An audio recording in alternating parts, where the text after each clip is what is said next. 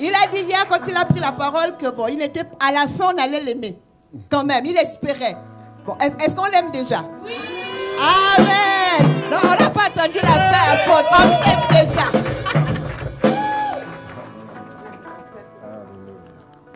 Est-ce qu'on peut acclamer Jésus ce matin?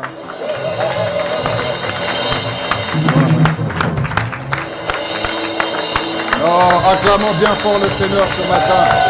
Acclamons-le, acclamons-le, acclamons-le. Faisons du bruit à la gloire du Seigneur. Alléluia, Jésus, Jésus. Gloire, gloire, gloire, gloire. Merci Jésus, merci Seigneur. Merci Jésus. Alléluia. Oh, Seigneur, je reconnais encore ce matin que c'est par ta grâce que je me tiens devant ton peuple. Ce n'est pas parce que je suis meilleur, ô éternel Dieu. Ce n'est pas parce que je me suis sanctifié ou quoi que ce soit. Mais je reconnais que c'est ta grâce, Seigneur Dieu. Et Seigneur, c'est une charge lourde, ô Dieu. Une responsabilité forte, ô Dieu, que tu me confies là. Car je ne suis rien sans toi. C'est pourquoi je voudrais m'effacer, ô Dieu. Je ne voudrais pas être un obstacle entre toi et ton peuple. Mais donne-moi d'être un canal, ô Dieu, par lequel tu vas passer pour distribuer, pour transmettre, pour communiquer librement au travers de ma personne ce que tu voudrais dire à tout un chacun. Car qui d'entre nous, Père, si ce n'est toi, connaît le cœur de chacun de nous ici, en ce lieu, ô Éternel. Tu connais nos coulisses, tu connais notre intimité, tu connais notre parcours, tu connais le processus que tu as tracé pour nos vies. Ô Éternel, nous voulons réellement, Père, élever nos voix vers toi pour te dire, Seigneur, ramène-nous, oh Dieu, sur ta parole. Ramène-nous dans tes principes, ramène-nous dans tes valeurs, ramène-nous dans ta justice, ramène-nous dans ta volonté, ramène-nous dans ton plan, ramène-nous dans ce que tu avais prévu, Seigneur notre Dieu. Ramène-nous, Seigneur Dieu.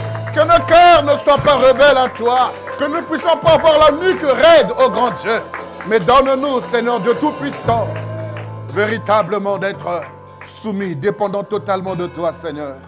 Et que ce matin soit un matin glorieux, un matin de résurrection, un matin de restauration, un matin de restitution, un matin de renouvellement, Seigneur, pour la gloire de ton Saint-Nom. Oh, cher Saint-Esprit de Dieu, élève Jésus en ces lieux, glorifie Jésus, toi qui es l'enseignant par excellence. Révèle-toi encore à nous, au nom de Jésus. Amen. Amen. Gloire au Seigneur pour nous asseoir dans sa divine présence. Bonjour, peuple de Dieu. Oh, je dis bonjour, peuple de Dieu. Bonjour. Voilà, ne soyez pas timides. Personne ne sera interrogé aujourd'hui. On ne va pas interroger quelqu'un aujourd'hui. Parce que je sais que vous êtes tous les meilleurs de la classe. Et vous êtes bien classe ce matin. Alléluia. Je bénis le Seigneur pour l'opportunité qu'il m'accorde de pouvoir faire votre connaissance. Et je bénis le Seigneur pour ce couple merveilleux que je revois encore après tant d'années. Et je bénis le Seigneur pour le travail qu'ils sont en train de faire ici. Et j'aimerais leur dire encore devant vous encore qu'on va aller ensemble. Oui, ensemble pour le Seigneur. Parce que mon cœur est rempli d'amour pour ce couple. Si vous ne les aimez pas, si vous n'avez pas besoin de vous, permettez-moi de les prendre avec moi. Vous les aimez aussi? Vous les honorez aussi? Ils ont leur place? Gloire au Seigneur. Alors, j'aimerais juste poser une question, ce n'était pas prévu. Mais qui a acheté une chaussure ou un vêtement ou un sac de riz au pasteur ce mois-ci, le mois dernier? Qui a su si papa a mangé le mois dernier ou pas? Qui a su si maman a mangé le mois dernier ou pas? Qui a fait quelque chose pour son papa ou sa maman? Même la fête des mères, vous avez fait quelque chose quand même? Il n'y a que deux oui. Non, c'est important de prendre soin de vos parents. C'est très important. Vous savez, vous ne pouvez pas savoir les coulisses, comment on met nos genoux à terre, on réfléchit. Nos cheveux ont blanchi. Je n'ai même pas encore 45 ans, mes cheveux sont déjà tout blancs. Tout ça parce qu'il faut réfléchir, savoir qu'est-ce qu'il faut faire pour le peuple de Dieu. Et quand on retourne, nous avons un verre d'eau de votre part. Nous sommes rafraîchis. Nous sommes désaltérés, nous sommes encouragés. On se dit qu'on ne fait pas cela en vain parce qu'il y a un retour. Amen. Non pas parce qu'on a besoin de votre pitié, ni de votre compassion, mais simplement c'est réciproque. C'est simplement ça. La réciprocité est très importante. Amen. Ce n'était pas prévu, mais je ne sais pas pourquoi je le dis. Et c'est très important de le faire pour la gloire de Dieu. Amen. Et donc hier, vous avez vu mon épouse qui donc aujourd'hui devait présider le culte à l'église et donc n'a pas pu être là, donc elle s'excuse profondément. Et je sais que c'était pas la dernière fois qu'on se voyait, mais certainement il y aura des prochaines fois. Avec ou sans invitation, on va s'inviter soi-même. On viendra s'asseoir simplement au milieu de vous et participer, faire le culte avec vous. Je vous assure, je vous promets, quand vous aurez des programmes, on pourra venir s'asseoir. Parce qu'on n'est pas seulement là pour apporter, mais je crois aussi la meilleure position, c'est de s'asseoir et d'écouter aussi les autres. Amen. Gloire à Dieu. Alors, nous voulons continuer notre thème merveilleux que le Seigneur m'a mis à cœur depuis quelque temps sur le réajustement divin. Parce que moi, je crois que celui qui nous a appelés est fidèle. Avant que son retour ne soit, il va ramener l'Église à être glorieuse. Une Église glorieuse, sans tache, ni ride, ni rien de semblable. Moi, je crois en cette vision du Seigneur. Je crois en cette parole du Seigneur qu'il vient chercher une Église glorieuse. Donc, que tu le veuilles ou pas, toi et moi, nous sommes destinés à être glorieux.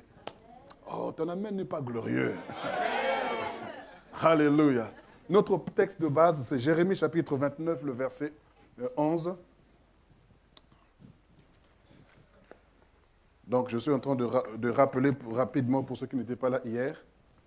Jérémie chapitre 29, le verset 11, notre texte de base sur lequel nous nous appuyons pour expliquer, pour enseigner sur le réajustement divin. La Bible dit ceci. « Car je connais les projets que j'ai formés sur vous, dit l'Éternel, projets de paix et non de malheur, afin de vous donner un avenir et de l'espérance. » Amen. Vous savez, plusieurs connaissent ce verset par cœur et peuvent le réciter sans pourtant ouvrir la Bible, mais ne comprennent pas la profondeur de ce verset-là. Vous ne pouvez pas comprendre que ce verset révèle réellement ce que Dieu a prévu pour vous avant qu'aucun jour ne soit compté de votre vie. Avant que le compte à rebours ne soit déclaré par les médecins pour dire « Madame, vous êtes enceinte », mais sachez qu'avant que vos parents ne sachent, que votre maman ne sache qu'elle était enceinte, Dieu avait déjà tout accompli à notre sujet. C'est-à-dire que ma vie est déjà accomplie avant qu'elle ne vienne sur la terre. Tout ce que je suis en train de vivre n'est que le reflet de ce que Dieu avait prévu pour moi. Parce que Dieu ne fait rien au hasard. Dieu n'est pas surpris par un événement quelconque. Notre Dieu n'est pas un Dieu d'improvisation, mais notre Dieu est un Dieu de planification. Il planifie les choses avant qu'elles n'arrivent. Il n'improvise pas parce qu'il y a une situation qui le dépasse, alors il est surpris, alors rapidement on va chercher une issue de secours. Non, il est le Dieu qui a tout prévu en avance. C'est pourquoi il dit, je connais les projets que j'ai formés sur vous. Et je vous ai dit que le verbe former, c'est le verbe préparer, c'est le verbe formuler. Et lorsqu'on parle de formuler, il y a le mot formule. Et lorsqu'on parle de formule, on parle d'un processus, de différentes étapes afin d'arriver à un résultat. Et lorsque Dieu nous appelle, eh bien, il nous donne le résultat de notre vie. Il nous donne l'objectif final de notre vie. Mais après avoir donné l'objectif final de notre vie, il nous ramène au commencement de façon à ce que nous puissions vivre ce processus.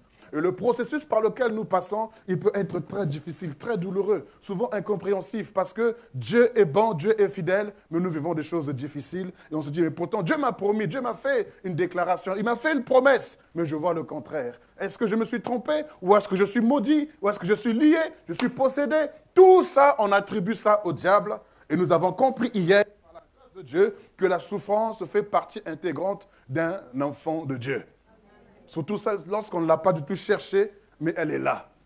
Et l'évangile nous a été présenté comme l'évangile de la prospérité, l'évangile de ceci ou de cela, mais on ne nous a pas parlé de l'évangile de la souffrance. Parce que nous avons bâti notre vie sur un homme qui a été brisé à la croix, un homme qui a été fouetté, un homme sur qui on a mis une couronne d'épines, un homme qu'on a crucifié nu devant l'humanité tout entière. Nous avons bâti notre vie sur cet homme. Et la Bible dit que le disciple n'est pas plus grand que le maître. Si on a fait cela au maître, sachez que vous aussi, vous êtes exposés à la même chose. Donc comprenez, frères et sœurs, que la souffrance n'est pas forcément d'origine diabolique, mais elle a simplement comme source notre Dieu afin de nous perfectionner, de nous réajuster. Parce que lorsque nous sommes dans la souffrance, nous sommes vulnérables, nous sommes dépendants. Et nous sommes alors beaucoup plus attentifs à ce que Dieu voudrait faire ou nous dire. Mais malheureusement, dans ces conditions, on va chercher à avoir des charlatans. On veut chercher à une issue de secours. On veut chercher à sortir de là nous-mêmes. Et en cherchant des voies et moyens, et souvent qui nous ont conduits, bien sûr, dans des erreurs, dans des tourments encore beaucoup plus profonds que la souffrance à la base originelle. C'est pour cela que nous voulons comprendre par les Écritures que la grâce nous a été faite également de souffrir pour Christ Jésus. Parce que l'évangile qu'on nous a présenté, c'était simplement « Venez à moi, vous tous qui êtes fatigués et chargés, je vous donnerai du repos ». Mais pourtant, la phrase ne s'arrête pas là, il y a une virgule. Il dit « Prenez mon joug ».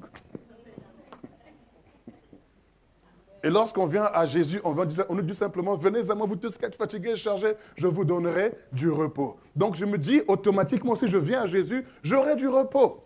Alors quand je ne vois pas ce repos-là dont il m'a promis, je me dis, est-ce que Jésus était un menteur ou alors ce sont les hommes qui m'ont menti? Non, Jésus n'est pas un menteur. Lui, il a continué en disant, prenez mon joug.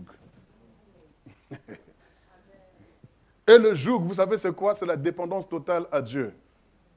Cela revient à dire que Dieu ne voudrait pas que l'homme vive sur la terre sans un joug. Ou tu es sous le joug de l'esclavage, ou tu es sous le joug de la justice. Mais tu ne peux pas vivre sans joug. Un joug, vous savez c'est quoi? C'est ce qu'on mettait aux esclaves autrefois. Donc, vous prenez le cou et vous mettez le bras dans les trous également et vous étiez comme ça. Donc, vous ne pouvez pas faire un mouvement sans pourtant tourner tout le corps. Voilà le joug. Donc, ça vous rend dépendant. Vous pouvez pas, vos mains ne peuvent pas être libres de bouger comme elles veulent, ni le cou. Donc, vous êtes obligé de faire un mouvement sur vous pour regarder à gauche ou à droite, ou devant ou derrière. Donc, voilà le joug, pour dire que je dépends. Ou alors, j'ai le joug de l'esclavage pour faire ce que je ne voudrais pas faire, ou j'ai le joug de la justice pour accomplir la volonté de Dieu. Amen. Et nous avions dit, comme la servante de Dieu l'a rappelé tout à l'heure, le pasteur Laurence, en expliquant que réajuster signifie simplement ramener à ce qui est juste. Et ce qui est juste, c'est ce qui doit être. Ce qui est juste, c'est ce que tu es censé vivre en vérité. Alléluia. C'est ce que tu es censé vivre. Vous savez, j'ai enseigné sur ce thème pendant 1 mois. Et je ne pourrais pas résumer le 1 mois en 2 jours. Et pendant que je me préparais, je réfléchissais par rapport à ce matin, le Seigneur m'a donné une orientation pour vous encore ce matin. Il m'a dit d'insister sur ce que j'ai commencé hier, mais d'aller dans une autre profondeur, dans une autre dimension, pour que quelque chose se produise dans nos vies. Parce que le réajustement divin se fait par la souffrance, comme je l'ai dit hier. Ça se fait par la volonté de Dieu, ça se fait par la prière, par tant de choses. Mais j'aimerais simplement ce matin continuer en expliquant le réajustement divin par le brisement. Oh, c'est bien. Oh, il y en a qui aiment ça. Gloire au Seigneur. Alors, nous allons prendre nos Bibles dans le livre de Genèse, la Genèse chapitre 32. Hier, j'ai commencé à parler de l'histoire de Jacob. Genèse chapitre 32, du verset 25 au verset 33. Donc, j'ai fait le résumé pour que les ouvriers de la dernière heure bénéficient également du même salaire que les ouvriers de la première heure.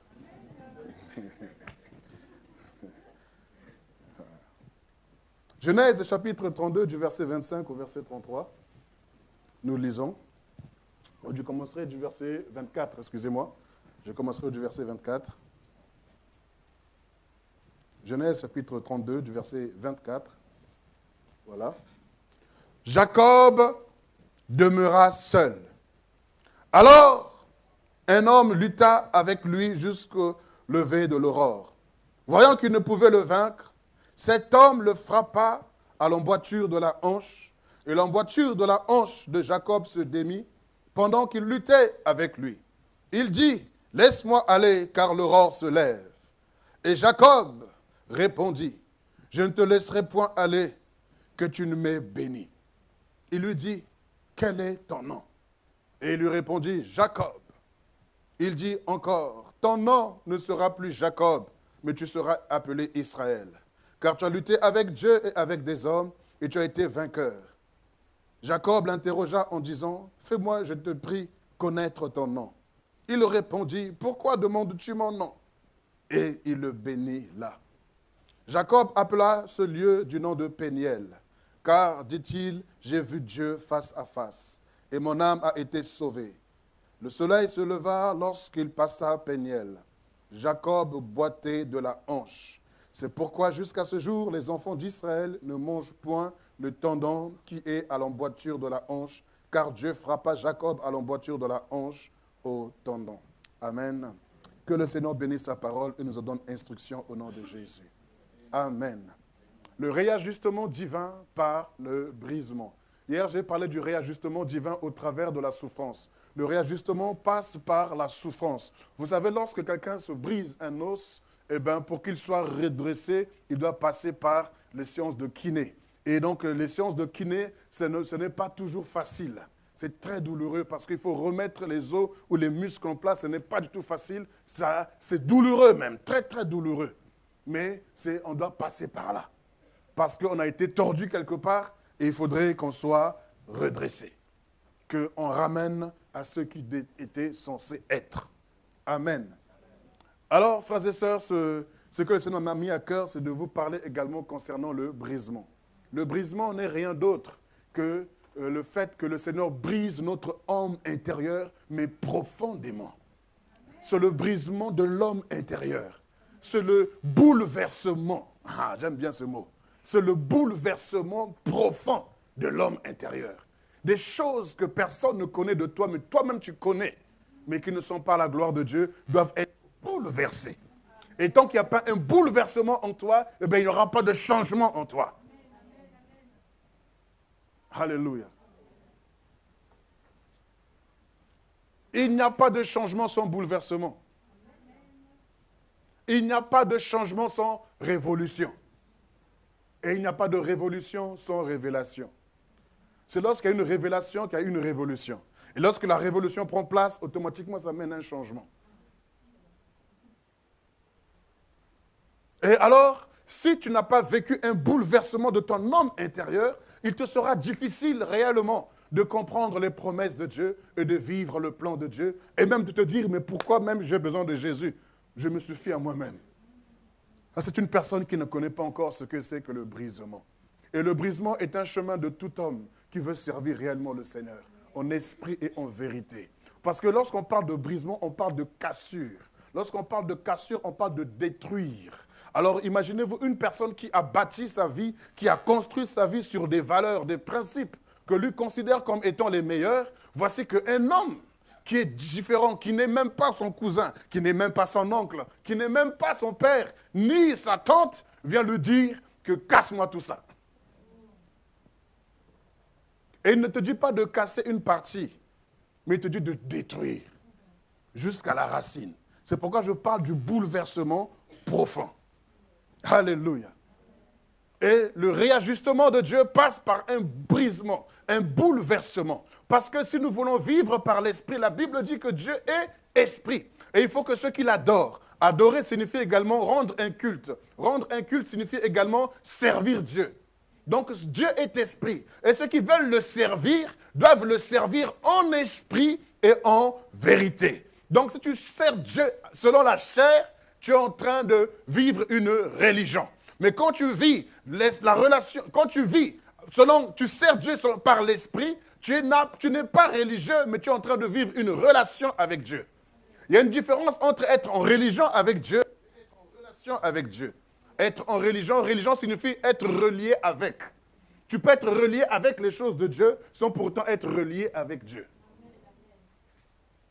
Donc c'est pour cela que Dieu ne voudrait pas que nous puissions avoir une religion, mais une relation avec lui.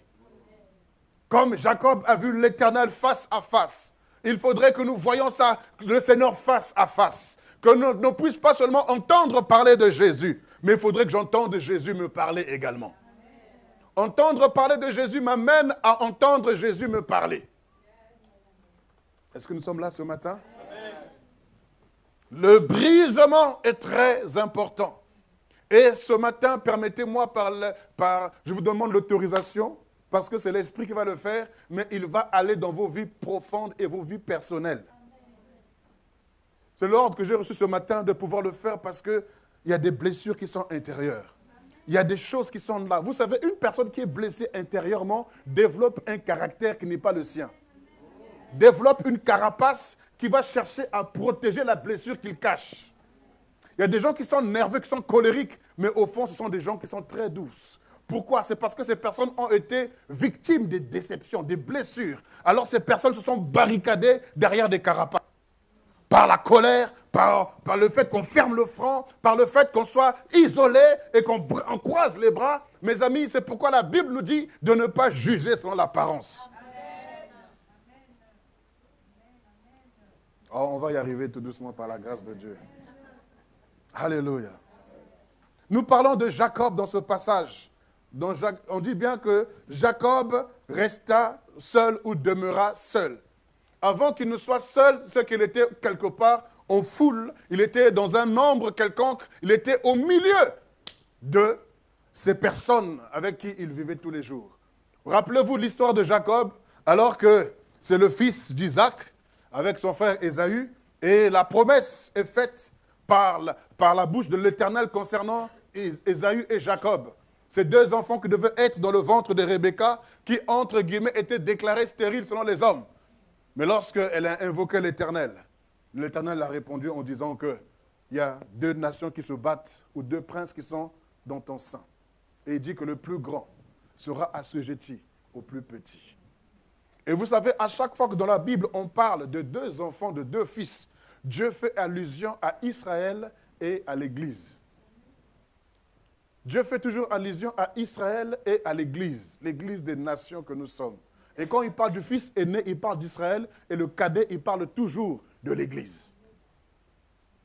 Et là, c'est l'image de, je ne voudrais pas trop parler de l'eschatologie ou quoi que ce soit, je veux parler là-bas, ce n'est pas notre sujet du jour, mais je suis en train de parler simplement de l'histoire de Jacob. Et Jacob, donc, venant au monde, eh bien, vous savez ce qu'il a fait pour pouvoir récupérer le droit d'aînesse. Et comment est-ce qu'il a été béni par son père Isaac. Et lorsque Ésaü revient de la chasse, on lui dit qu'il n'y a plus rien pour toi, j'ai déjà béni ton frère qui a pris ta place. Ésaü a pleuré toutes les larmes de son corps. Et voici que Jacob est en fuite devant son frère Ésaü. Et dans Genèse 28 que nous avions lu hier, nous avons vu comment le Seigneur s'est révélé à lui à partir du verset 10. Dans sa fuite, le Seigneur se révèle à lui et Jacob partit de Beersheba et s'en alla à Charan. Il arriva dans un lieu où il passa la nuit car le soleil était couché. Il y prit une pierre dont il fit son chevet. Il se coucha dans ce lieu-là. Il eut un songe, et voici une échelle était appuyée sur la terre et son sommet touchait au ciel. Voici les anges de Dieu montaient et descendaient par cette échelle. Et voici l'Éternel se tenait au-dessus d'elle. Et il dit, je suis l'Éternel, le Dieu d'Abraham, ton père, et le Dieu d'Isaac. La terre sur laquelle tu es couché, je te la donnerai à toi et à la postérité. Je te la donnerai à toi et à ta postérité. Ta postérité sera comme la poussière de la terre, et tu t'étendras à l'Occident et à l'Orient, au Septentrion et au Midi, et toutes les familles de la terre seront bénies en toi et en ta postérité. Voici, je suis avec toi, je te garderai partout où tu iras, et je te ramènerai dans ce pays, car je ne t'abandonnerai point, que je n'ai exécuté ce que je te dis. Alléluia. Écoutez-moi bien. Si nous lisons selon, et qu'on voit selon la parole de Dieu, Jacob est dans une position de péché. Il a escroqué, il a volé, il a trompé et il est parti. Mais dans cette phase-là, Dieu se révèle quand même à lui. Et Dieu ne vient pas lui dire que tu es un menteur, tu es un escroc, tu es un supplanteur ou quoi que ce soit. Repens-toi ou quoi que ce soit. Mais Dieu lui donne des promesses qui n'ont rien à voir avec son état.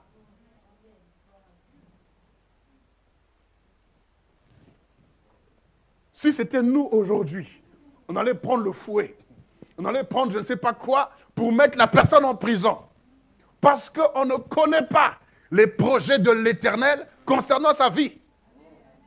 Mais le Seigneur dit, je connais les projets que j'ai formés sur vous.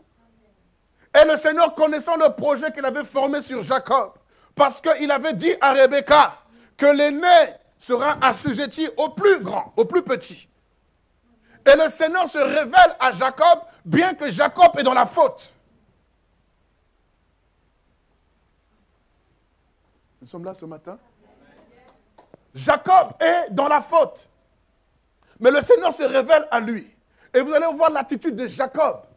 Il dit, wow, je suis là, et je suis là, la présence de Dieu est là, et ce lieu est la maison de Dieu, et moi je ne le savais pas. Et il va faire un vœu. Il dit, si tu me gardes durant mon voyage, si tu fais que je ne manque de rien, si tu fais que j'ai à manger, j'ai à boire, j'ai de quoi me vêtir, alors je te promets, si tu me ramènes ici, alors tu seras mon Dieu. Et un homme qui ose dire ça. Parce que Dieu se présente à lui comme étant le Dieu d'Abraham, ton père, et le Dieu d'Isaac. Il n'est pas encore le Dieu de Jacob. Mais Jacob dit, si tu me ramènes, alors tu seras aussi mon Dieu. Pour l'instant, tu es le Dieu de mes parents, mais pas encore mon Dieu. Parce qu'eux, ils t'ont expérimenté. Ils ont vécu des expériences avec toi. Mais moi, je n'ai encore rien vécu. Je ne peux rien vivre et je ne peux pas dire que tu es mon Dieu tant que je n'ai pas vécu quelque chose avec toi. Alors il dit, donne-moi un seul signe. Si tu me ramènes comme tu l'as dit, si tu me gardes durant mon voyage, si tu fais que je puisse échapper du malheur, si tu fais que je puisse avoir de quoi manger, de quoi boire, alors je te promets que je reviendrai ici, je paierai ma dîme et tu seras mon Dieu. Alléluia.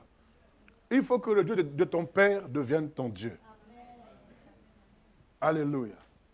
Vous savez, quand Amos dit quelque part, prépare-toi à la rencontre de ton Dieu. Vous savez, on ne se prépare pas à rencontrer Dieu, mais on se prépare à rencontrer son Dieu.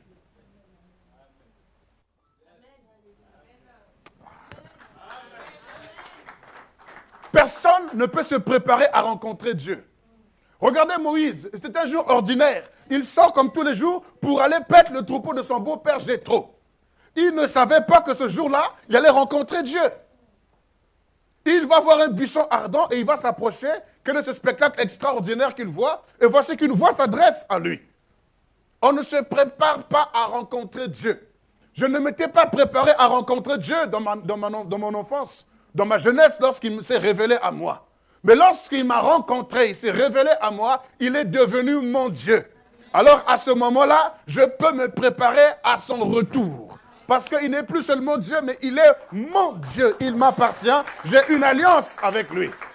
Aussi longtemps que tu n'as pas d'alliance avec Dieu, il n'est pas ton Dieu. Alléluia. Est-ce que nous nous comprenons? Et alors Jacob va faire cette alliance avec le Seigneur et il va partir. Et quand vous allez dans Genèse au chapitre 31, le verset 3 et le verset 13, Genèse 31, le verset 3, la Bible dit, « Alors l'Éternel dit à Jacob, retourne au pays de tes pères, dans ton lieu de naissance, et je serai avec toi. » Au verset 13, il est beaucoup plus explicite, il dit ceci, « Je suis le Dieu de Bethel, où tu as oint un monument, où tu m'as fait un vœu. Maintenant, lève-toi, sors de ce pays et retourne au pays de ta naissance. » Entre Genèse 28 et Genèse 31, il n'y a que 3 chapitres. Mais dans les 3 chapitres, il y a plus de 20 ans. Un peu de temps. Il y a plus de 20 ans. Il a travaillé 7 ans pour avoir Rachel, mais son oncle dit non, tu commences d'abord par l'aîné. Il a travaillé encore 7 ans. Et rappelez-vous, lorsqu'il était en train de paître le troupeau de son oncle, qu'est-ce qui se passe? Son oncle, alors, il dit vraiment que depuis que tu es ici, je suis béni. Maintenant, demande-moi le salaire que tu veux, je te le donnerai. Alors Jacob dit, non, je ne veux pas un salaire, je veux simplement qu'on fasse un marché. Je voudrais simplement prendre un menu et gros bétail de toutes les bêtes qui seront achetées et tout ce qui sera, entre guillemets, avec une seule couleur seront à toi. Là, bon, il n'y a pas de problème. Lui pensait qu'on ne pouvait pas influencer la naissance des menus et gros bétail. Mais Jacob a trouvé une stratégie pour pouvoir amener à ce que les femmes puissent, le femelle du moins, excusez-moi, puissent enfanter des bêtes tachetées. Et la Bible dit qu'il va là en s'enrichissant de plus en plus. Donc, il a travaillé au moins pendant 6 ans, 7 ans, pour qu'il puisse avoir cette richesse-là. Et au Genèse 31 qu'on vient de lire, la Bible dit que le visage de Laban commençait à changer. Alors, il a compris que non, il y a quelque chose qui ne va pas. Et Dieu se révèle à lui. Pendant plus de 20 ans, il y a eu un silence de la part de Dieu. Le Seigneur qui lui a promis que je ne te laisserai pas, je ne t'abandonnerai pas, je serai avec toi et je ne te lâcherai pas tant que je n'aurai pas accompli ce que j'ai dit à ton sujet. Mais pendant 20 ans, le silence total. J'ai bien dit 20 ans. Je n'ai pas dit 2 jours. Je n'ai pas dit 20 jours. Je n'ai pas dit 2 semaines. J'ai dit 20 ans. Donc, si on dit 20 ans, c'est qu'il faut compter à peu près depuis 98. Si on ramène dans le futur, 2038. 20 ans. Non, est-ce qu'on se comprend? 20 ans. Mais toi, là, ça ne fait même pas encore 2 ans. Le Seigneur se révèle à Jacob, il fait des promesses excellentes, mais il garde le silence pendant plus de 20 ans. Et à la 21, il lui dit alors, retourne. Je suis le Dieu de Bethel. Le Seigneur lui rappelle l'alliance et le lieu de l'alliance. Vous savez, il y a un lieu où tu es né dans la foi. Il y a un lieu où tu as donné ta vie à Christ. Et ce lieu-là devient un symbole pour toi. Et le Seigneur dit à Jacob, retourne dans le pays de ta naissance. C'est là où je te bénirai. Je serai avec toi. Plus de 20 ans après. Alors, Jacob obéit à la voix du Seigneur et il appelle ses femmes, Rachel et Léa, et expose la vision du Seigneur. Alors, elles disent, il n'y a pas de problème, puisque notre Père, de toute façon, a vraiment livré les richesses, on n'a plus rien du tout, on n'a plus de valeur à ses yeux, donc ça ne sert à rien qu'on reste ici, on te suit. Et Jacob va partir avec Léa, avec Rachel, avec ses concubines, et tous les 12 enfants et 13 avec Dina. Donc tous ces enfants, le menu et gros bétail qu'il a pu avoir, ils sont sortis pour aller à la rencontre du pays de la naissance de Jacob. Alléluia. Et vous savez, durant le trajet, Laban revient et puis ils ont discuté tout ça, ils ont négocié, ils ont signé un contrat et ils sont partis. Et pendant qu'ils sont en route, pendant qu'il approche, il sait qu'il s'approche de son frère Ésaü. Il se souvient de ce qui s'était passé 20 ans auparavant. Il se souvient très bien comment il avait escroqué et quelles conditions il avait laissées derrière lui. Alors, comme un sage ambassadeur, il va envoyer les femmes. Il va envoyer les enfants. Se disant peut-être que mon frère, quand il verra les femmes, il verra les enfants, son cœur va s'apaiser un peu. Il va envoyer les serviteurs. Il va envoyer le menu et gros bétail. Il va tout envoyer. Et on arrive donc dans Genèse 32, où on nous dit que alors Jacob resta seul. Alléluia. Le brisement ne se fait pas en collectivité. Le rendez-vous divin ne se prend pas en collectivité. Le lieu de ton rendez-vous divin, c'est la solitude. Je répète, le lieu de ton rendez-vous divin s'appelle solitude. Jacob resta seul. Le lieu de ton brisement, ce n'est pas dans la collectivité, mais dans la solitude. Jacob resta seul. Dans Osée, au chapitre 2, le verset 16, la Bible nous dit une phrase que j'aime beaucoup. Si on peut me projeter ce verset rapidement. Osée, chapitre 2, le verset 16.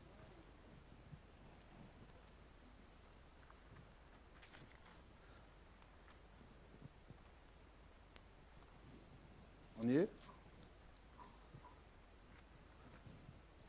Osée, chapitre 2, donc le verset 16, la Bible dit ceci.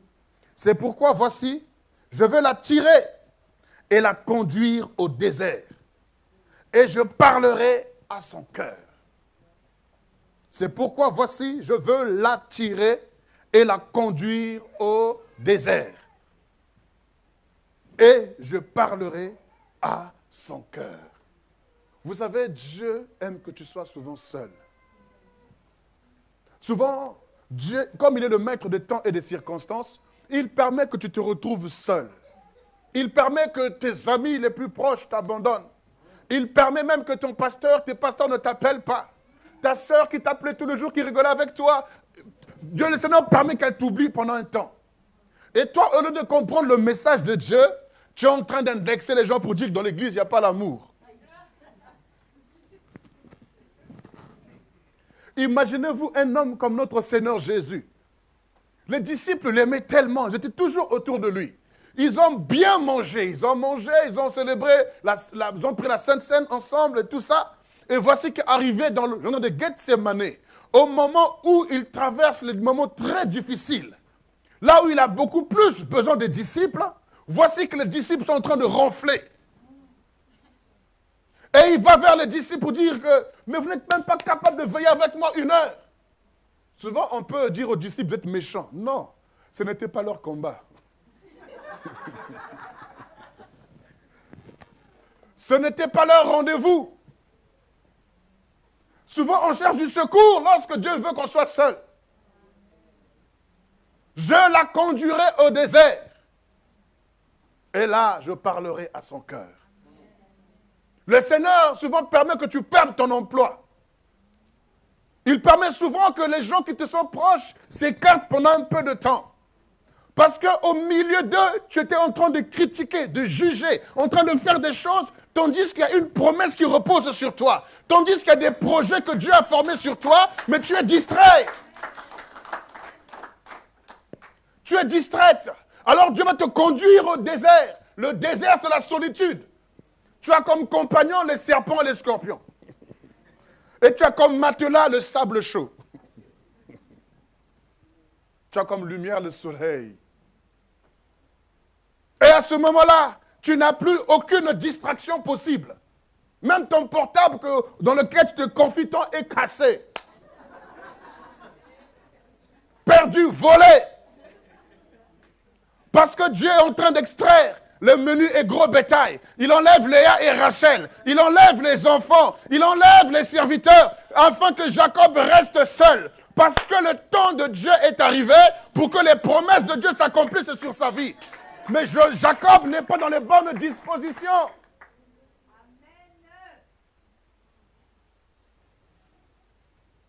Son plan est sur le plan de s'accomplir dans ta vie. Mais c'est pour cela qu'il a besoin de te réajuster. Parce que tu ne peux pas vivre le plan de Dieu aussi longtemps que tu es dans la distraction, dans les murmures, dans les critiques. Dieu ne regarde pas ces choses, mais il voudrait te séparer de ces choses pour que tu vives pleinement ce qu'il avait prévu pour toi. Frères et sœurs, il n'y a pas meilleur pour un homme sur la terre que de découvrir sa raison d'être sur la terre. On peut te proclamer major de ta promotion dans telle ou telle spécialité. Mais mes amis, c'est une bonne chose le diplôme. Mais je vous assure, ce qui est meilleur, c'est d'accomplir avec exactitude ce pourquoi tu es venu sur la terre. Je veux dire comme l'apôtre Paul aussi, j'ai combattu le bon combat, j'ai gardé la foi. Maintenant la couronne m'est réservée. Parce que Paul sait ce pourquoi il était venu sur la terre. Il n'était pas venu comme un touriste. Il n'était pas venu pour montrer qu'il était éloquent, qu'il avait de la connaissance, qu'il avait les dons de l'esprit, mais il était venu pour accomplir quelque chose de bien précis. L'apôtre Paul dit, Christ est ma vie, la mort m'est un gain. Il dit, je suis pressé d'un côté de partir, mais de l'autre, je suis pressé de rester parce que je voudrais vous communiquer des choses. Parce que je ne suis pas venu sur la terre simplement pour me promener. Le Seigneur sur la croix peut dire, tout est accompli. Parce qu'il connaissait les plans que le Père avait réservés pour lui. Quand vous savez ce que vous êtes venu faire sur la terre, vous n'allez pas perdre votre temps. Vous n'allez pas vous distraire. Vous n'allez pas être effrayé. Vous ne serez pas agité. Vous ne serez pas secoué. Mais vous resterez ferme. Parce que vous êtes là pour un temps. La Bible dit de nous que nous sommes des pèlerins sur la terre. En d'autres termes, les pèlerins c'est très beau. Nous sommes des touristes sur la terre. Regardez les Chinois quand ils arrivent en France. Ils sont même prêts à photographier ce que toi tu écrases, ce que tu minimises. Ils sont prêts à prendre des photos. Vous savez pourquoi? Parce que les Chinois ne sortent pas toujours. Mais nous, on ne comprend pas ce pourquoi on est venu sur la terre. On est en train de faire du bricolage de notre vie. On est en train de rafistoler des choses de la vie pour chercher à être un peu heureux. Dieu ne t'a pas appelé à survivre. Dieu t'appelle à vivre et à vivre en abondance. Mais comment veux-tu vivre si tu ne connais pas la raison d'être sur la terre? C'est pourquoi le Seigneur dit, Jacob, il a trop été dans la distraction avec les femmes et les enfants, le menu gros bétail, les richesses. Maintenant, il est temps que j'accomplisse en lui ce que j'ai dit. Parce qu'il ne comprend pas qu'il a pris le bâton de relais. Je me suis révélé à son grand-père Abraham, à son père Isaac, Maintenant, c'est à son tour. Il doit être la base sur laquelle je veux commencer quelque chose de nouveau. Mais alors, le Seigneur l'amène à être seul. Mon frère, quand tu te sens seul, comprends que tu as un rendez-vous divin. Ma soeur, si tu te sens seul, comprends que tu as un rendez-vous divin. La Samaritaine avait eu plusieurs hommes. Et là, elle pensait qu'elle allait pour puiser l'eau du puits. Mais elle ne savait pas qu'elle allait à la source intarissable. Elle avait un rendez-vous divin, elle ne le savait pas. Mais elle était seule. Et le Seigneur également était seul. Il n'était plus avec les disciples. Et le Seigneur te donne un rendez-vous divin. Et le lieu se trouve dans la solitude. Il resta seul. Et nous avons besoin de comprendre que Dieu nous amène souvent au désert pour parler à nos cœurs. Parce que dans le désert, il n'y a aucune distraction. Il n'y a pas de boîte de nuit, il n'y a pas d'anniversaire, il n'y a pas de mariage, il n'y a pas tout ça. Oh non, je n'étais pas présent, pasteur, parce qu'il y a eu un mariage, il y a eu un décès, il y a eu un deuil, ou tout ce qu'on peut trouver comme excuse pour ne pas venir au culte. Dieu t'amène au désert pour ne pas avoir toutes ces excuses-là. Souvent, quand vous prenez comme travail, vous prenez le travail comme votre sycomore, vous vous cachez derrière l'arbre qu'on appelle travail. Dieu va couper cet arbre-là. Et là, on vous verra tous les dimanches, pasteur, prie pour moi. Pasteur, prie pour moi.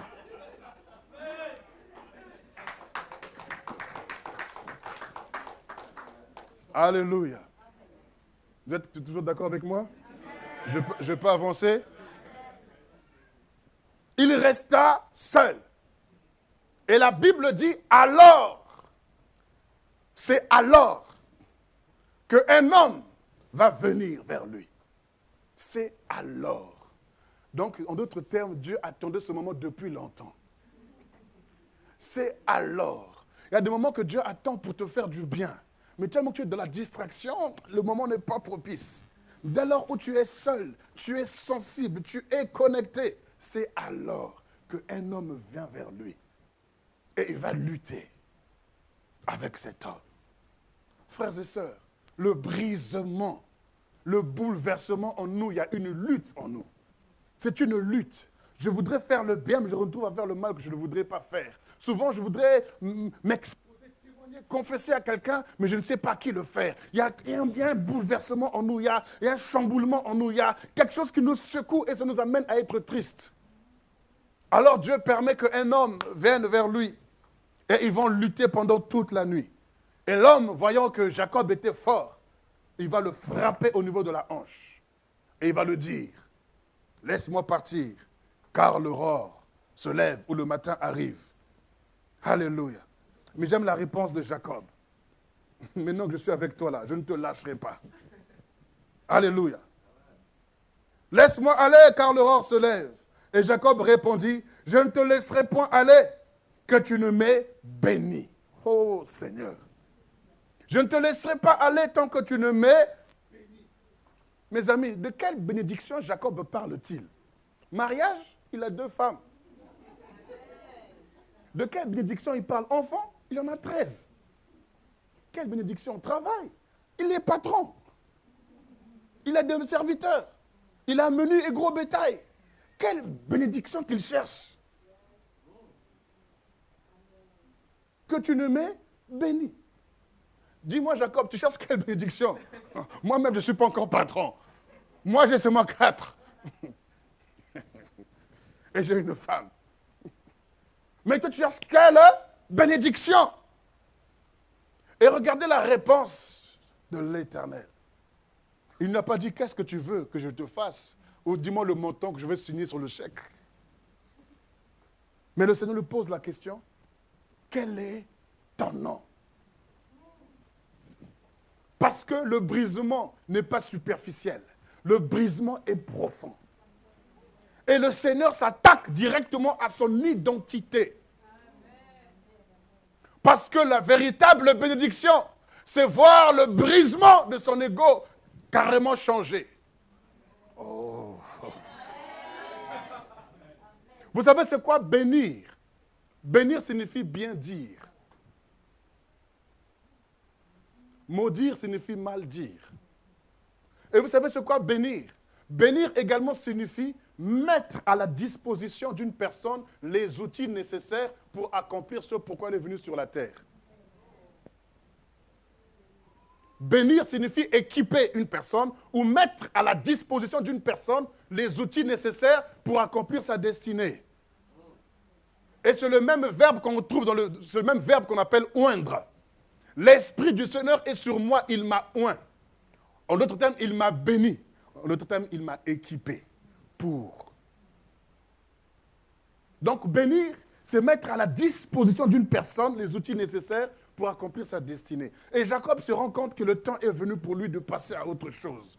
Mais il se rend compte qu'il n'est pas équipé. Il n'est pas équipé. Alors, il dit, je ne te lâcherai pas tant que tu ne m'équipes pas. Je ne te lâcherai pas tant que tu n'as pas dit des bonnes paroles sur ma vie. Je ne te lâcherai pas tant que tu n'as pas changé mon identité. Il dit, quel est ton nom? C'est que j'aime avec Jacob. Vous savez, il aurait pu dire, je suis le petit-fils d'Abraham. Je suis le fils d'Isaac, le fils de la promesse. Il n'a pas mis en avant son titre. Il n'a pas dit, je suis bishop, archibishop. Je suis pape, apôtre, établi sur 20 églises et j'ai 20 pasteurs sous ma direction. Il n'a pas cité ces titres. Il n'a pas dit, je suis patron, j'ai plusieurs employés sous mes ordres, j'ai 4 femmes ou ceci. Il n'a pas parlé de ces choses. Mais Jacob a exposé devant le Seigneur son cœur, son état d'âme. Il dit, je suis Jacob. Vous savez, Jacob, ça fait beau. Mais quand vous rentrez dans la signification, il dit, je suis voleur, je suis escroc, je suis supplanteur. Il ne peut pas y avoir de bouleversement dans vos vies si vous ne reconnaissez pas votre état.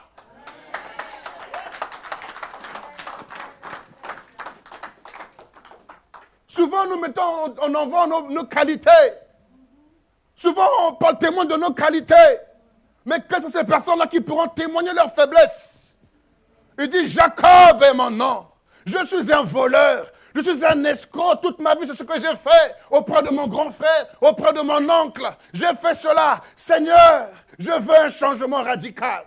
Tu sais ce que tu fais dans les coulisses. Dis ce que tu fais que les hommes ne voudraient même pas entendre. Je me masturbe, Seigneur. Je convoite, Seigneur, je vole. Je critique, je mens.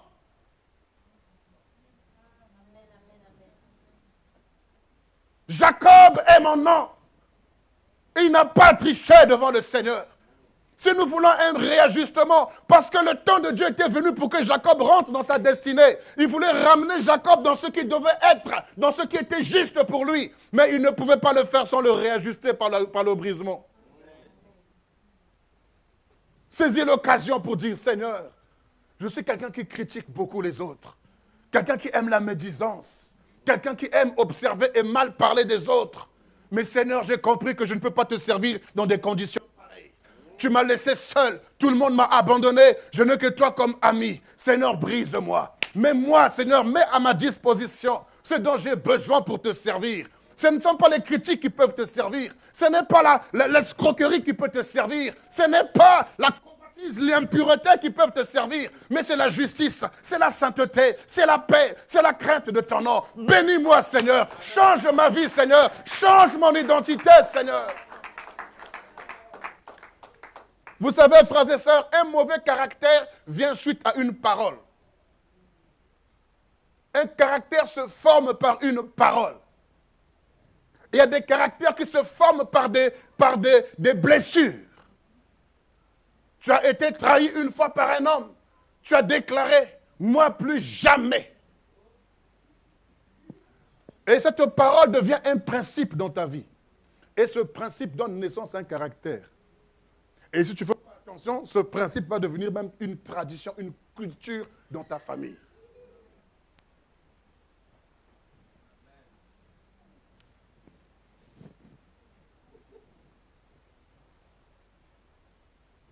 Vous savez, il y a des gens qui ont pris des décisions dans leur vie. Et ces décisions-là font de vous que vous êtes faux. Vous êtes faux, pourquoi? Parce que cette décision t'a amené à avoir un masque. Quand vous allez au bal masqué, vous ne verrez jamais le vrai visage. Et dans les églises, nous sommes dans les bals masqués. Il y a des masques de smile, joker. Mais au fond, Tu ne sais pas qui je suis, moi. Fais gaffe. Tu souris, mais au fond de toi, tu sais ce que tu es. Souvent, il y a des personnes qui sont fermées comme ça. Et on peut penser qu'ils sont méchants, sont mauvais. Non, une carapace. Même votre mari à la maison qui fait le dur là, c'est un bisounours.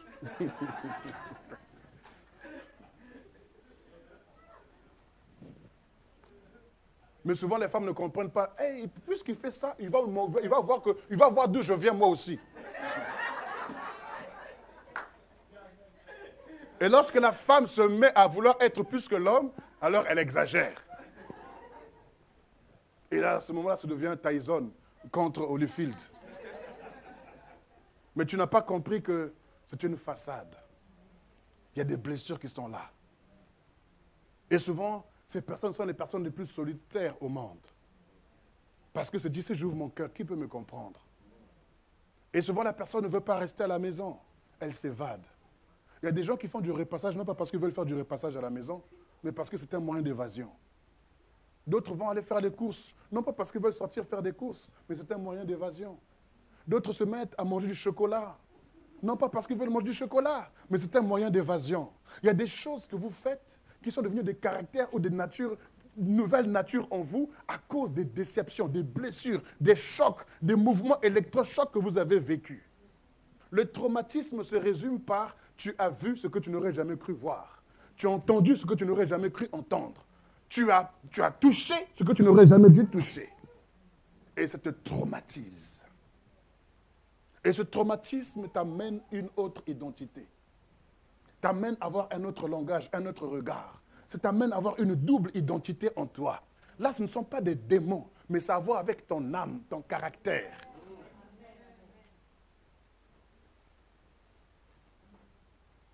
Et quand c'est comme ça, tu dois briser ce que tu as construit par tes blessures. La carapace que tu t'es bâtie, tu dois la briser. Et vous savez, vous pensez que votre carapace est votre garde-fou. Vous pensez que votre carapace est votre sécurité. Mais en vérité, elle vous fragilise et elle efface votre vraie personnalité.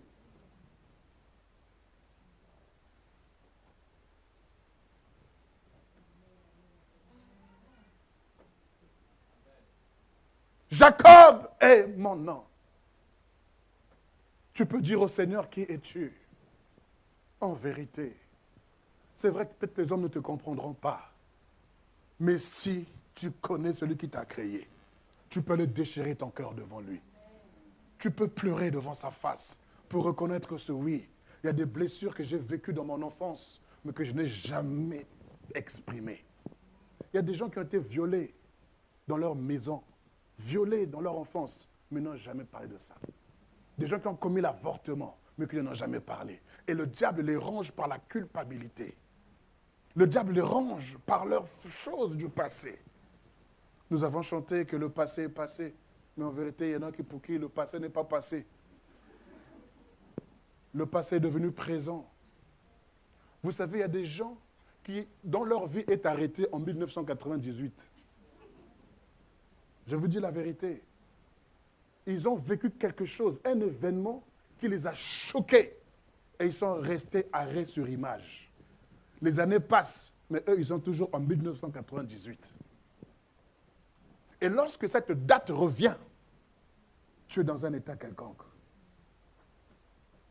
Le 3 mars 1998, tu as vécu un événement. Chaque année du 3 mars, ou à la période du mois de mars, tu sens comme une atmosphère de deuil, une atmosphère de lourdeur, une atmosphère de tristesse, d'échec, d'angoisse, d'oppression, au point où tu fuis tout le monde. Et tu te mets à pleurer sans comprendre pourquoi. Parce que tu as vécu un événement que tu n'as pas oublié.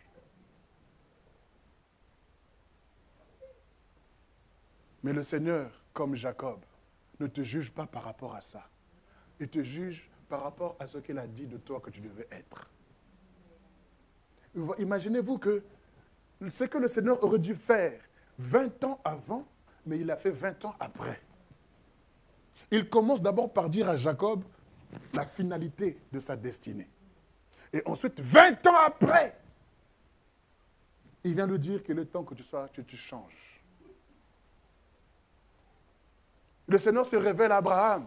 Le Seigneur sait qu'Abraham sort d'une maison d'idolâtres. Son papa fabriquait des idoles. Mais le Seigneur ne regarde pas ça. Mais lui dit que je te bénirai, je ferai de toi une source de bénédiction, tant de choses. 24 ans plus tard, il lui dit, Abraham, maintenant marche devant ma face et sois intègre. Quelle patience!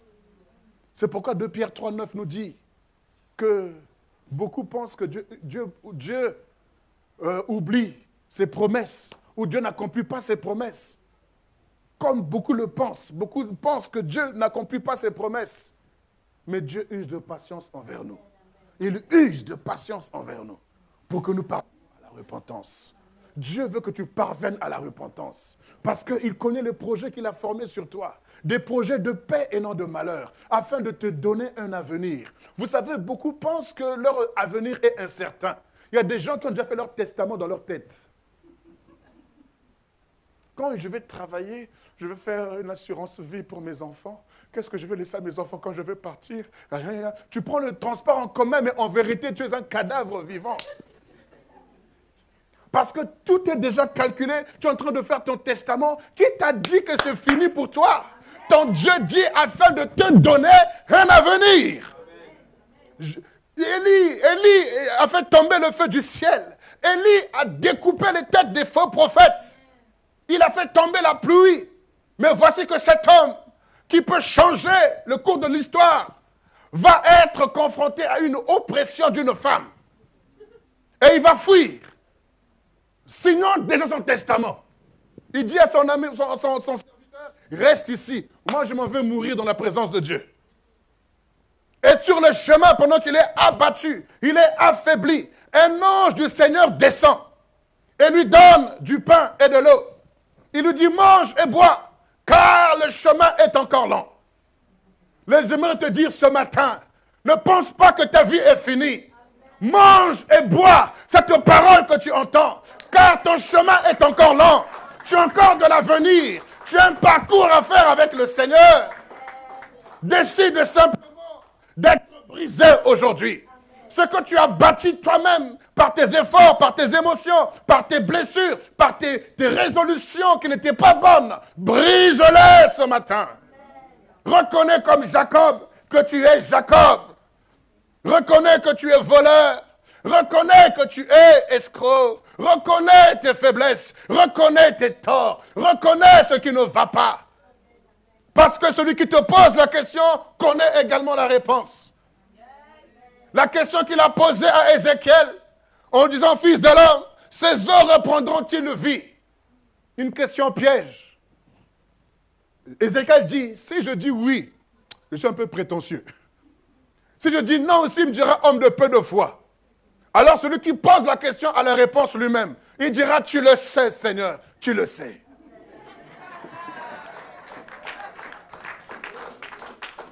Ainsi, celui qui pose la question à Jacob connaît la réponse. Tu sais qui je suis, Seigneur. Simon Pierre a renié Jésus. Alors que Matthieu 16 dit, tu es Simon, tu es Pierre. Et sur cette pierre, je bâtirai mon église. Je te donne les clés du royaume. Quand tu fermeras, personne ne pourra ouvrir. Et quand tu ouvriras, personne ne pourra fermer. Matthieu 16. Mais plus tard, il est celui qui va renier Jésus et qui va se retrouver à aller pêcher à nouveau le poisson. Mais le Seigneur revient vers Pierre. Écoutez-moi bien, Judas a renié Jésus, Pierre aussi a renié Jésus. Mais le Seigneur n'est pas allé vers Judas, il est allé vers Pierre. Parce qu'avec Pierre, il y avait une promesse, une alliance. Et il lui dit, petit enfant, n'avez-vous rien à manger? Et lorsque j'ai entendu ça, il dit, ça c'est le maître. Et Pierre a plongé dans l'eau parce qu'il était nu dans la barque, en train de bronzer. Parce qu'il se disait que ma vie est finie. J'ai renié le Seigneur, je ne suis plus digne de le suivre, c'est fini, donc je retourne à la pêche. Et tous les disciples l'ont suivi. C'est alors que le Seigneur revient vers lui. Et ce qui m'étonne toujours avec le Seigneur, comme pour Jacob, Pierre est dans la faute. Mais le Seigneur lui pose la question, c'est moi Pierre, m'aimes-tu?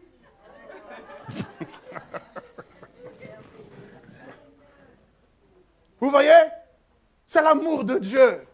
Il ne l'a pas dit, pourquoi tu m'as renié? Pourquoi tu as été orgueilleux? Pourquoi tu n'as pas cru quand je t'avais dit l'autre fois? Il lui dit, Pierre, m'aimes-tu? Il dit, oui, Seigneur, tu sais que je t'aime. Il dit, paie mes brebis. Simon Pierre, m'aimes-tu? Oui, Seigneur, je t'aime. Prends soin de mes agneaux. Simon Pierre, m'aimes-tu? Il est rentré en lui-même. Il s'est dit, ah, s'il me pose 3 fois la question, c'est que mes réponses sont fausses. Il s'est souvenu qu'il avait renié le Seigneur 3 fois. Et il lui a fait une contre-confession. Tu sais, tu le sais, Seigneur. Il était complètement brisé. Lui toujours qui était sûr, qui frappait toujours la poitrine pour dire que si tout le monde t'abandonne, moi je serai là. Il était toujours le délégué de tous les disciples.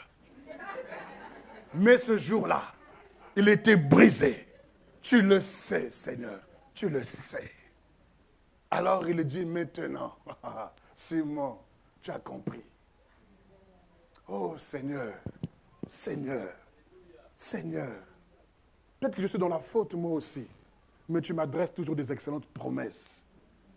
Je ne voudrais pas passer à côté, mais je voudrais saisir la grâce, afin que tu brises tout ce qui est rebelle en moi. N'es-tu pas le Dieu qui a dit que tout arbre qui porte du fruit, tu l'émondes, afin qu'il porte plus de fruits? Alors Seigneur, émonde-moi, brise-moi, ramène Seigneur tout ce qui avait disparu dans ma vie. Enlève tout ce qui était détruit Seigneur. Enlève, enlève, enlève.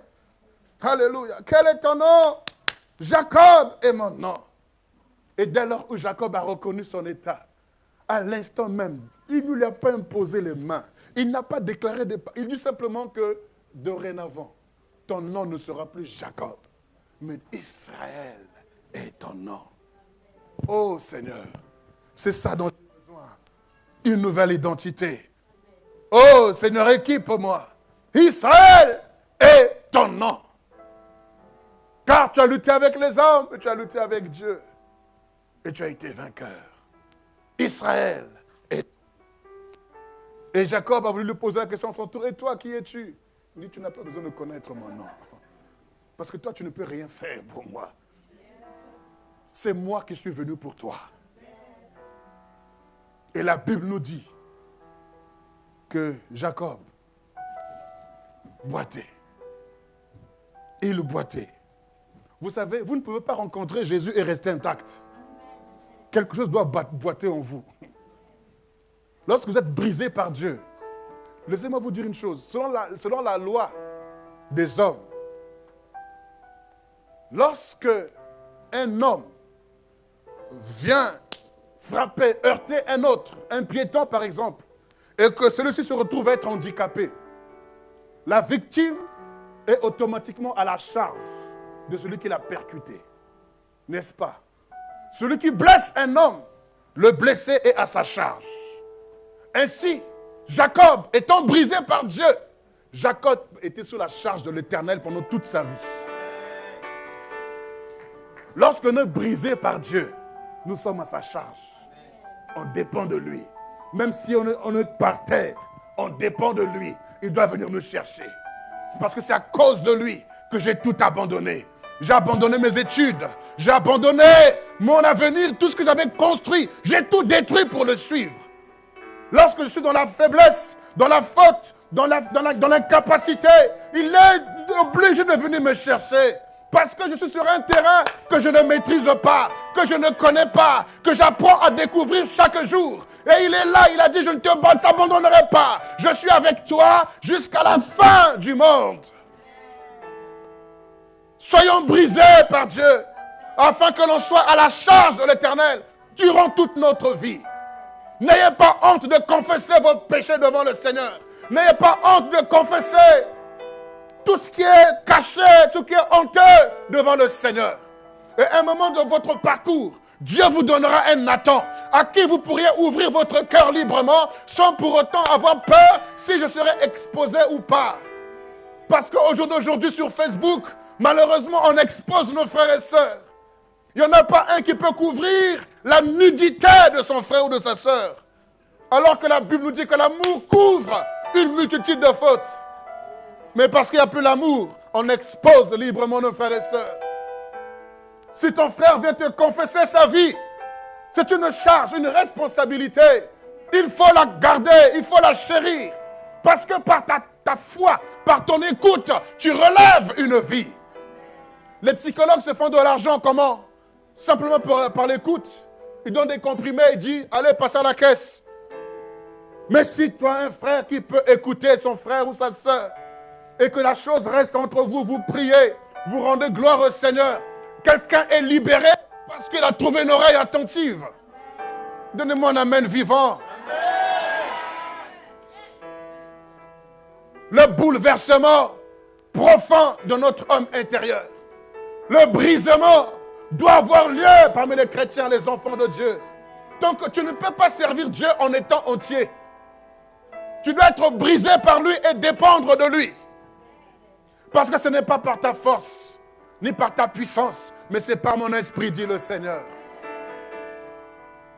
Laissons-nous être brisés par Dieu, par les circonstances de la vie, par les événements de la vie. Laissons-nous être brisés par le Seigneur. Les souffrances ne sont pas toujours d'origine satanique ou diabolique, mais elles sont là pour nous réajuster. Alléluia. Oh, vous savez, lorsque Dieu fait, le diable vient toujours pour défaire. Lorsque Dieu appelle à l'existence, le diable ramène toujours à disparaître. Il vient pour dérober, égorger et détruire. Vous savez, tous les verbes en général qui commencent par « dé » ne font jamais du bien à l'homme. On a l'impression qu'on prend le diminutif de démon et on le colle à tous les verbes. Défait, découragé, désorienté, déséquilibré, déstabilisé. Dé. On a l'impression que c'est le diminutif de démon. Et qu'on colle à tous les verbes. Découragé, dépressif, toujours dé. Mais ce que j'aime avec le Seigneur, c'est que dans son dictionnaire, il y a la lettre R. Si Dieu fait et que le diable est défait, le Seigneur refait.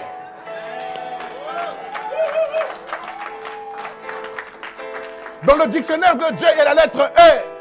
Restauration, résurrection, réveil, renouvellement, restitution, réajustement.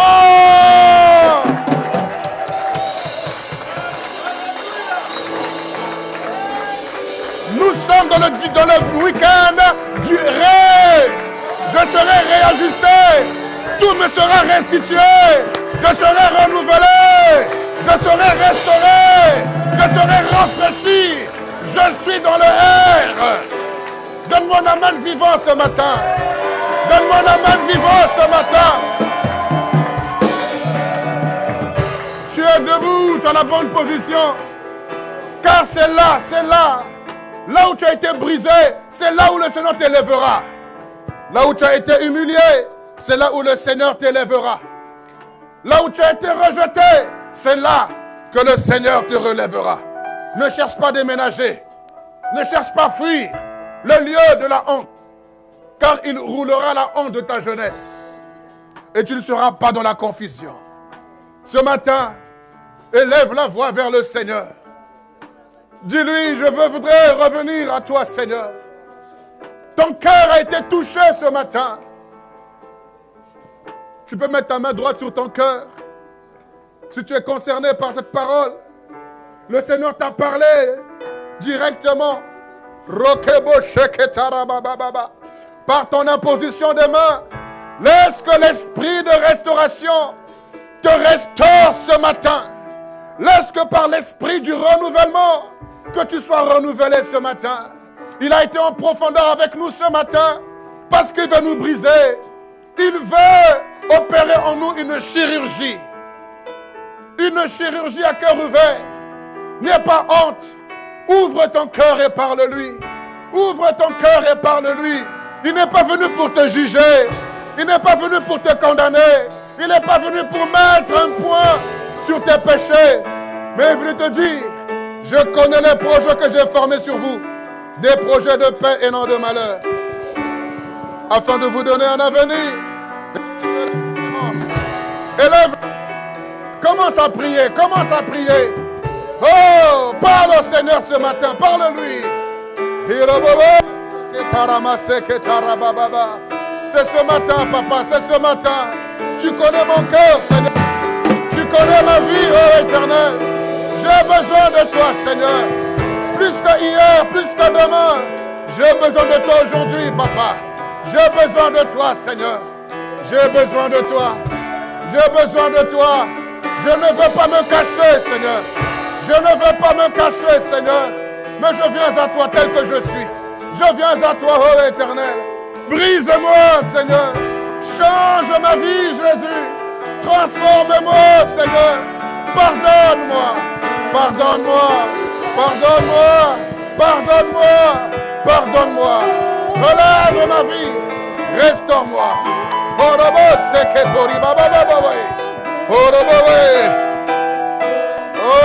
Jésus, Jésus.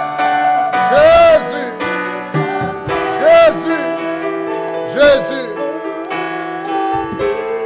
Je veux entendre l'église prier ce matin. Je veux t'entendre prier librement ce matin. Prie librement ce matin. Prie librement ce matin. Prie librement. Prie librement. Librement, librement. Librement. Élève la voix. Oh, alléluia.